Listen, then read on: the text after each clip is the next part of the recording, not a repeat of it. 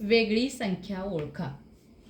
बऱ्याच वेळा आपल्याला 4 अंकी, 3 अंकी, कधीकधी 5 अंकी ह्या संख्यांमधून वेगळी संख्या शोधावी लागते. त्यावेळेला आपण त्याचं उत्तर तिथंच असतं, ते आधी बघायचा प्रयत्न करायचा. बघा इथं आपण 7, 3, 5, 5. आता 9, 2, 7, 3 म्हणजे ह्यामध्ये 7 पहिली संख्या आणि शेवटची संख्या यांचा गुणाकार आहे. उदाहरणार्थ बघा इकडे 7 गुणिले 5 बरोबर 7 5 35. 9 त्रिक 27. 7 5 35. इथं 36 आहे, त्यामुळे ही वेगळी संख्या येईल. आणि 4 9 36.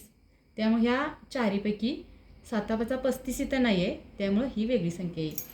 आता इकडे बघा, हे 2 नंबरचं उदाहरण आहे. 459, 306, 357 आणि 183.